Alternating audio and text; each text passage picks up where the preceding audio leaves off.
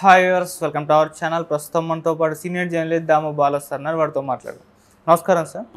Sir, Chandrababu గారు పద్మ వ్యూహంలో జగన్మోహన్ రెడ్డి గారు ఇరుక్కున్నారు అంటున్నారు సార్. చంద్రబాబు గారు అటు మోదీ గారు సపోర్టు జగన్ గారికి దక్కకుండా చేస్తున్నారు, ఇండియా కూటమిలో ఈయన చేరకుండా కూడా చేస్తున్నారు అని అంటున్నారు. మరి ఇది ఏ విధంగా ఆయన చేయగలుగుతున్నారు? మరి దీని నుంచి పద్మ వ్యూహం నుంచి జగన్మోహన్ రెడ్డి గారు ఏ విధంగా బయటపడతారంటారు సార్? జగన్ తన సిద్ధం సభలో అనేకసార్లు చెప్పాడు. ఇదేంటంటే వాళ్ళ అందరూ కలిసి ఒక పద్మవ్యూహాన్ని పన్నుతున్నారు. ఆ పద్మవ్యూహంలో ఇరుక్కోవడానికి నేను అభిమన్యుని కాదు, అర్జునుడిని, మీరు కృష్ణుడు, ప్రజలందరూ కృష్ణుడు, ఈ సింబాలిక్ ఇది తీసుకొచ్చాడు. సో కానీ ఇవాళ ఏమైందంటే అతను ఏదైతే అర్జునుడు అన్నాడో అతను అర్జునుడు కాదు, అభిమన్యుడు అని మళ్ళీ ఒకసారి చంద్రబాబు ప్రూవ్ చేస్తున్నాడు. సో చంద్రబాబు జగన్ చుట్టూ ఒక పద్మవ్యూహాన్ని పన్నుతున్నాడు సైలెంట్గా. చాలామందికి అర్థం కాని ఏంటంటే జగన్ ఇప్పటికీ ఎందుకు అరెస్ట్ చేయలేదు, ఎందుకు ఇప్పటికే వాళ్ళందరూ తొక్కేయలేదు, ఈ ప్రెజర్ చంద్రబాబు మీద ఉంది. కానీ చంద్రబాబుకు తెలుసు ఈ టైమింగ్ అనేది ఇంపార్టెంట్ రాజకీయాల్లో. టైమింగ్ ఒకటి, ప్రత్యర్థి ఎత్తుల్ని 10 ఎత్తుల్ని ఊహించగలగాలి. ఒక చెస్లో ఎలాగైతే 10 ప్రత్యర్థి ఎత్తుల్ని ఊహించి ముందుగా దానికి ప్రిపేర్ అవ్వాలి.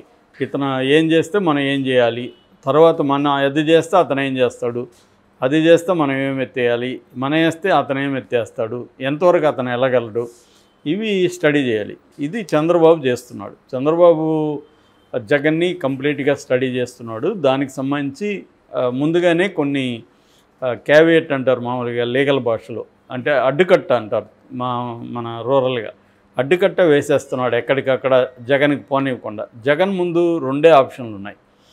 ఒకటి, మోడీ అభయం కావాలి, మోడీని శరణ్జొచ్చాలి, అది ట్రై చేశాడు. గత 5 ఏళ్ళుగా కూడా సక్సెస్ అయ్యాడు. మోడీకి కూడా జగన్ అవసరం ఉండింది కాబట్టి మోడీ జగన్ హెల్ప్ చేశాడు. ఇది కుడ్డు ప్రోకో లాంటిది, అంటే నువ్వు నాకు హెల్ప్ చేయి, నేను నీకు హెల్ప్ చేస్తా, అది సాధ్యమైంది అప్పుడు.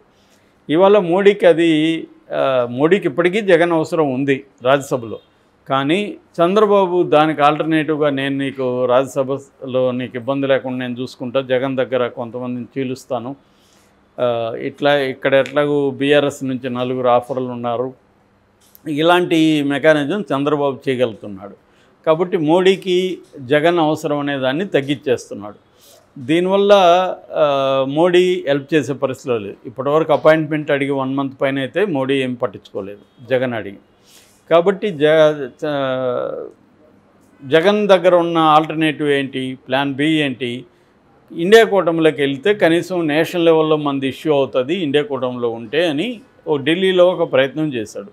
ఇది ఒక పెట్టెకి 2 దెబ్బల్లాగా జగన్ ఏంటంటే, ఒకటి బీజేపీని ప్రెజర్ చేయడం, మీరు కానీ నాకు హెల్ప్ చేయకపోతే నాకు అనివార్యంగా నేను అలా వెళ్తానని చెప్పడం, 2 ఇండియా కూటమిలోకి వెళ్ళడానికి ఒక అటెంప్ట్ చేయడం, దారిని ఓపెన్ చేసి పెట్టుకోవడం.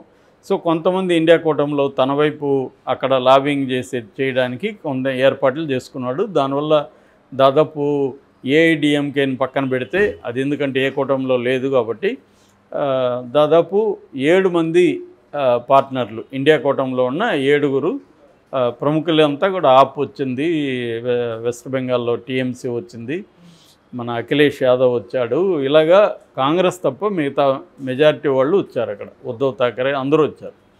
సో ఈ కాంటెక్స్లో ఇప్పుడు కాంగ్రెస్ ఎందుకు రాలేదనేది పెద్ద క్వశ్చన్.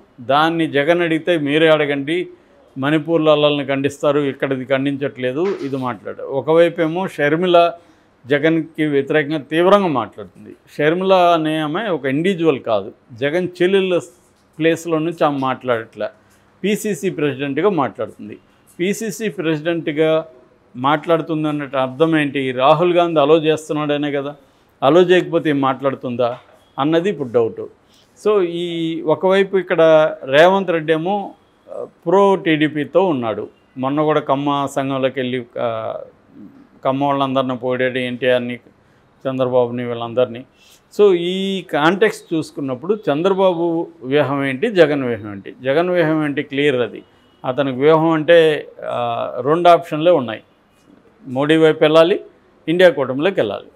ఇండియా కూటమిలోకి వెళ్ళాలంటే కాంగ్రెస్ ఒప్పుకోకుండా ఇండియా కూటమి మిగతా వాళ్ళు ఎంత చెప్పినా కూడా ఇండియా కూటమిలోకి వెళ్ళలేడు. ఎందుకంటే కాంగ్రెస్ అది పెద్ద పార్టీ. ఓకే. కాబట్టి చంద్రబాబు ఏం చేస్తున్నాడంటే ఫస్ట్ మోడీ దగ్గర అడ్డుకట్ట వేయగలిగాడు. సో జగన్ దానికి అది అర్థమయ్యే జగన్ ఇండియా కూటమి వైపు వెళ్ళాలని ఒక్కొక్క స్టెప్పే వేసుకుంటున్నాడు. ఇప్పటికి కూడా జగన్ ఎక్కడ మోడీని ఓపెన్గా విమర్శించట్లేదు. అంటే ఒక పక్క ఓపెన్గా పెట్టుకుంటేనే ఆప్షన్ ఇంకో దగ్గరికి వెళ్తున్నాడు జగన్. అందుకనే మొన్న వక్ఫ్ బోర్డుకు సంబంధించిన బిల్లు వచ్చినప్పుడు కూడా వీళ్ళు వ్యతిరేకించారు వైసీపీ వాళ్ళు. అది ఇంకా ఓటింగ్కి రాలే. ఓటింగ్ వచ్చి రేపు రాజ్యసభలో వ్యతిరేకిస్తే పరిస్థితి ఏంటని తెలియదు. అక్కడ వరకు జగన్ వెళ్తాడా లేదు తెలియదు. కానీ వెళ్తాను అన్న సిగ్నల్స్ బీజేపీకి ఇస్తున్నాడు. మీరు నాకు సపోర్ట్ చేయకపోతే నేను అక్కడి వరకు వెళ్తాను, నేను ఫైట్కి రెడీ. అంటే నేను డిఫెన్స్లో ఉన్నాను ఇప్పుడు, మీరు నా డిఫెన్స్కి యాక్సెప్ట్ చేయకపోతే నేను అఫెన్స్కి కూడా రెడీ, ఫైట్కి కూడా నేను రెడీ, దానివల్ల వచ్చే కాన్సిక్వెన్సెస్ కూడా నేను రెడీ అని జగన్ రెడీ అయిపోయాడు. ఎప్పుడైనా రాజకీయాల్లో ఉన్నోళ్ళు ఎవరైనా కూడా plan for the best, prepare for the worst అంటారు. ఈ సూత్రం లైఫ్లో కూడా పనికొస్తుంది. మనం ఏ పని చేసినా దాంట్లో బెస్ట్కి ప్లాన్ చేయాలి, దాంట్లో వరస్ట్కి ప్రిపేర్ అయి ఉండాలి. అంటే ఇప్పుడు వ్యాపారం చేస్తున్నాం, ఈ వ్యాపారంలో వరస్ట్ అంటే ఏంటి? మనకు ఒక 50 లక్షలు లాస్ వస్తుంది. 50 లక్షల లాస్కి మనం రెడీనా కాదా? సో దానికి ప్రిపేర్ అయ్యి నువ్వు ఆ వ్యాపారంలోకి దిగాలి. నేను నీకు 50 లక్షలు కానీ లాస్ వస్తే నీ జీవితమే నాశనం అయిపోయేట్టుకుంటే దాంట్లో దిగకూడదు.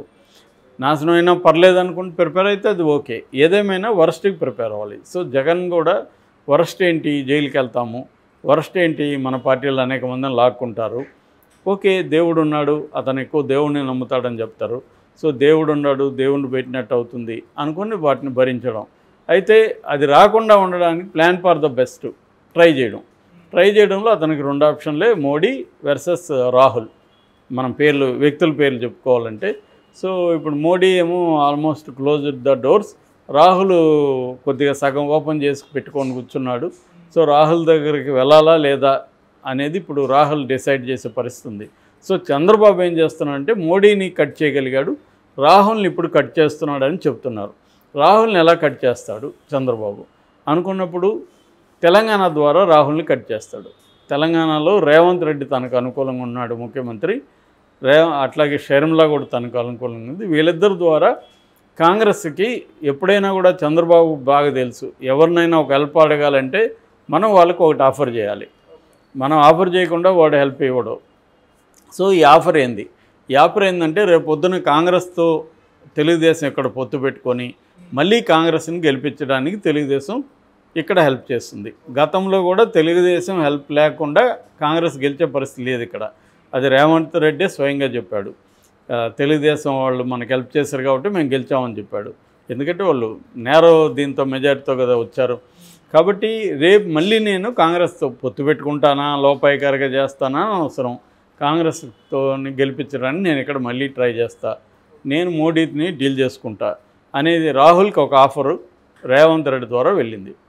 సో ఇటు రేవంత్ రెడ్డి ద్వారా ఆఫర్ వెళ్తే జగన్ ఏమివ్వగలడు కాంగ్రెస్కి? ఇక్కడ మనం రెండుగాని చూస్తే చంద్రబాబుని జగన్ పక్కన పెట్టుకొని చూస్తే కాంగ్రెస్ పాయింట్ ఆఫ్ వ్యూలో నుంచి చూస్తే ఈయన ఒకటి ఆఫర్ చేస్తున్నాడు. అదేంటంటే తెలంగాణలో మళ్ళీ మీకు అధికారం. ఎవరు? చంద్రబాబు. జగన్ ఏమి ఆఫర్ చేస్తున్నాడు? రాజ్యసభలో నాకు 11 మంది ఉన్నారు, వాళ్ళు ఇండియా కూటమి మద్దతు ఇస్తారు, బీజేపీని వ్యతిరేకిస్తారు. ఇక్కడ రాష్ట్రంలో కాంగ్రెస్ కమ్యూనిస్టులతో కలిసి నేను పొత్తు పెట్టుకుంటాను, నెక్స్ట్ ఎన్నికలకి వెళ్తాము, మనం ఇక్కడ గెలిస్తే మీరు కూడా ఉంటారు. ఇక్కడ ఏంటంటే వాళ్ళకి ఇప్పుడు కాంగ్రెస్కి దేశంలో 3 రాష్ట్రాలే ఉన్నాయి, హిమాచల్ ప్రదేశ్, కర్ణాటక, తెలంగాణ. హిమాచల్ ప్రదేశ్ కూడా ఊడిపోయే పరిస్థితిలో ఉంది. తెలంగాణ, కర్ణాటకలో నిలబెట్టుకోవాలి పవర్స్. కనీసం రాష్ట్రాల్లో పవర్ ఉంటే వాళ్ళకి ఫండ్కి కొరత ఉండదు. ఫస్ట్ ఆఫ్ ఆల్ ఇంకొన్ని రకాల ప్రయోజనాలు జరుగుతాయి. అందుకని ఇప్పుడు ఆంధ్రప్రదేశ్కి ఇప్పటికిప్పుడు వాళ్ళకేమి కాంగ్రెస్కో ఇండియా కూటమి వచ్చే పరిస్థితులు, అక్కడ మళ్ళీ పేరుకి ఉన్నా కూడా జగనే రేపు అధికారంలోకి వస్తాడు.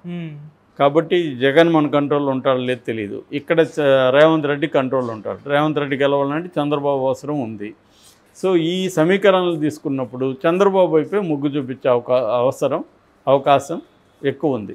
సో ఇది చంద్రబాబు పన్నిన పద్మవ్యూహం అని చెప్తున్నారు. ఈ పద్మవ్యూహంలో జగన్ ఎలా బయటకు వస్తాడనేది చూడాలి. ఇప్పుడు ఏంటంటే అటుపోలేక ఇటుపోలేక, మోడీ వైపు రాహుల్ వైపు వెళ్ళలేక జగన్, సైలెంట్గా ఉండే పరిస్థితి క్రియేట్ చేసి అతన్ని జైల్లో పెట్టించి ఈడీని ఎంటర్ చేయించి పిఎంఎల్ఏ చట్టం కింద లోపల పెడితే బెయిల్ ఒక 1 year 2 years రాదు. అప్పుడు మిగతా పార్టీలే అందరు వాళ్ళని తొక్కేయచ్చు అనేది చంద్రబాబు గేమ్ ప్లాను.